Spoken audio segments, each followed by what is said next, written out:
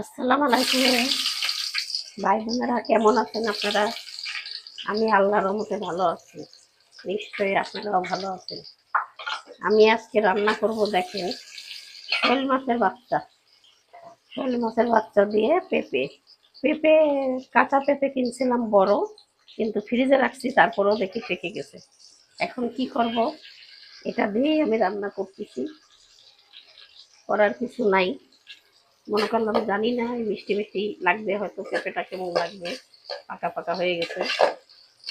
মনে করলাম এটা দিয়েই রান্না করি। জ্যান্ত মাছ, শোল মাছগুলো জ্যান্ত ছিল একদম।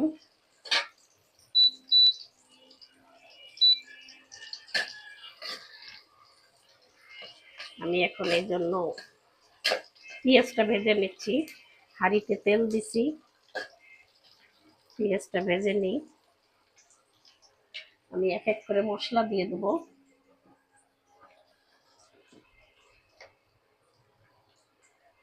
দিয়ে দেব লবণ স্বাদ মতন,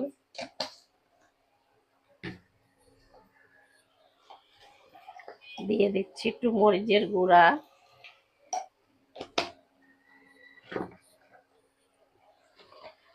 দিয়ে দেব হলুদের গুঁড়া,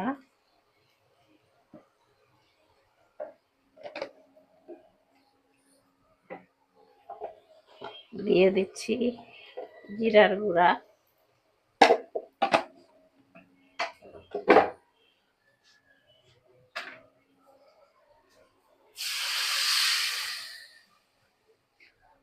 মশলা কষানোর জন্য দিয়ে দিলাম পানি,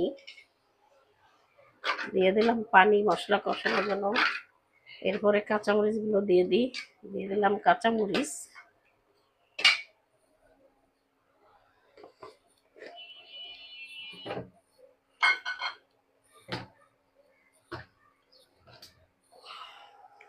আমি সব মশলা দিয়ে দিলাম এক এক করে। আমি এখন মাছটা কষাই নিব। মাছগুলো একটু দিয়ে দিলাম।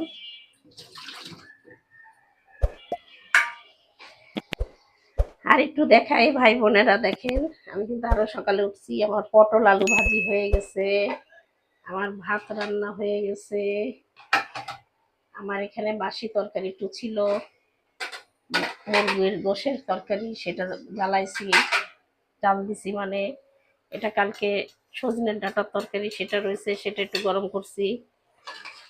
সব একটু একটু তরকারি রয়ে গেছে।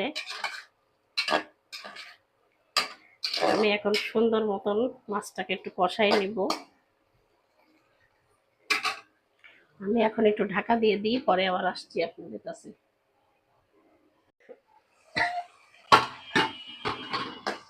আমি এখন মাছগুলো তুলে নেব, নিয়ে আমি তরকারি দিয়ে দেবো। মাছগুলো বাটিতে তুলে নিই।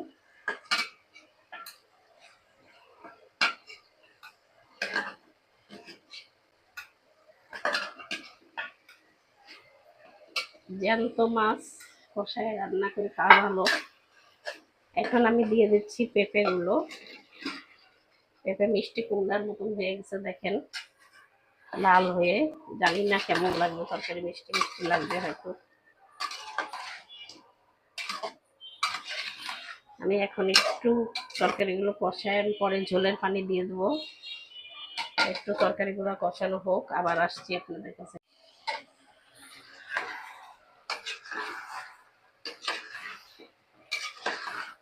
আমার পেঁপেটা কষানো হয়ে গেছে, আমি এখন ঝোলের পানি দিয়ে দেবো। দিয়ে আমি মাছগুলোও দিয়ে দেবো। যেহেতু পাকা পেঁপেগুলো পাকা পাকা হয়ে গেছে, তাড়াতাড়ি গলে যাবে, এই জন্য আমি এখন মাছটাও দিয়ে দিই। মাছও দিয়ে দিলাম।